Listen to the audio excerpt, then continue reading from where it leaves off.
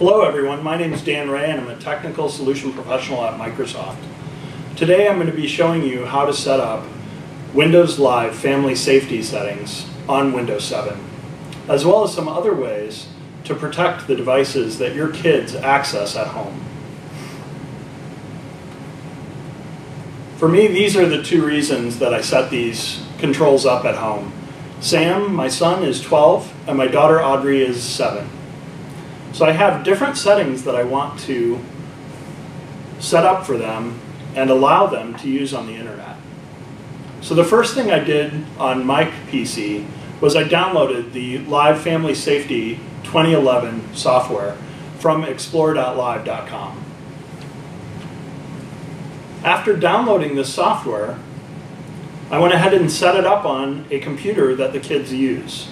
And one of the benefits of this software is it can be set up on multiple computers if you have multiple computers the kids access. So for instance, a computer in the living room and maybe a laptop that you let a second child or a child work on homework.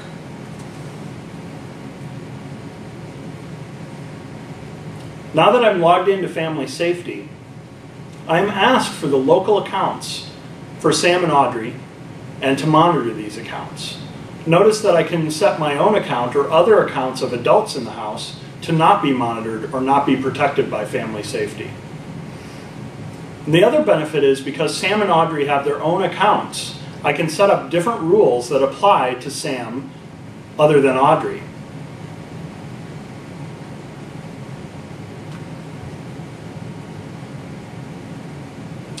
The other warning that I'm going to get is because I'm using a Dan account that has no password, I've allowed my kids to circumvent any of these settings that I put in place by not having a password. So it goes ahead and reminds me that it would be a good idea to have a password on my account. And I can set that up. Now that I have Sam and Audrey's accounts set up, they are by default being filtered for family-friendly content, as well as activity reporting is being put on the web so that I can refer to that either from this computer or another computer on the internet. As you can see here, I have the two settings customized for my actual two children. For my son, I'm more concerned about just at this point in middle school blocking adult content and pornography from his viewing. With my daughter, who's only 7 in grade school, I want child-friendly sites only. I don't want her doing social networking, doing instant messaging, etc. at her age. This is an example of the type of information that you can set up from the website and that you can customize for your child. You can turn on activity reporting. You can have the child actually request sites. So if my daughter accesses a site that is not allowed, she can actually email me and I can respond to that email anywhere that I am. And again, the child gets a warning when they log into Windows that they're being monitored and that this information is being protected.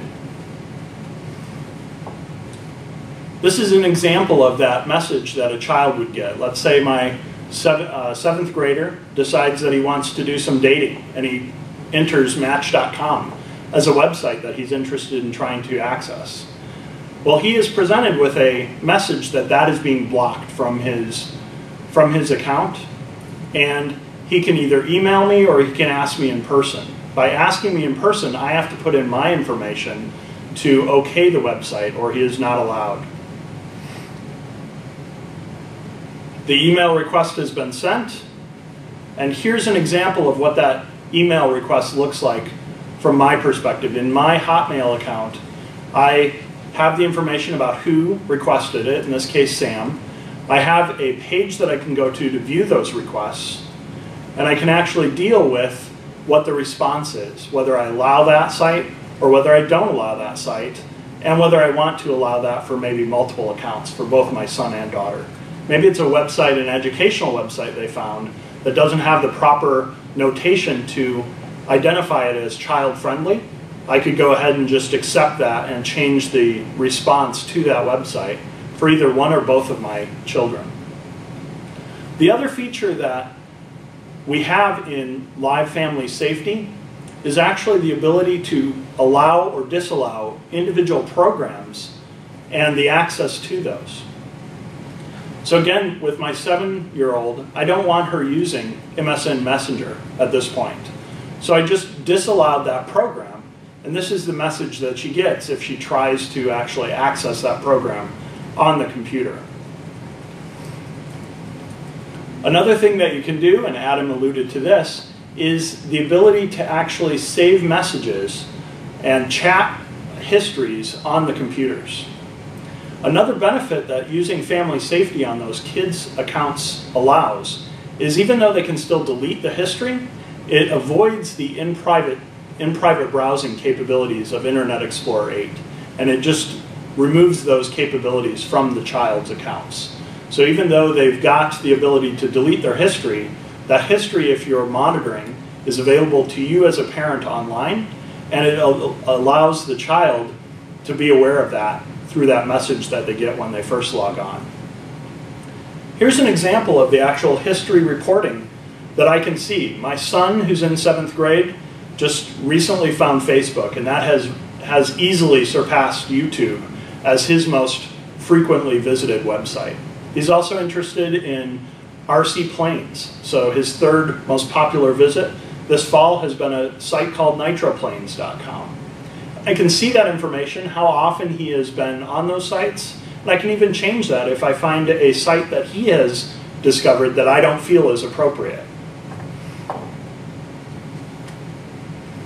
Another benefit of these settings is that since they are internet-based, you can review them on multiple computers. If you have Apple Macintosh computers in your home, there is also in the system preferences a parental control feature within the Apple operating system as well. And here are some examples of how that works. You can actually allow specific applications, and again, not allow a child to use other applications. You can remove access to websites that might be adult-oriented, or you can actually list out websites individually on that computer that are allowed. You can hide profanity in the dictionary. And again, with mail as well as instant messaging, you can control what they can use and who they can communicate with.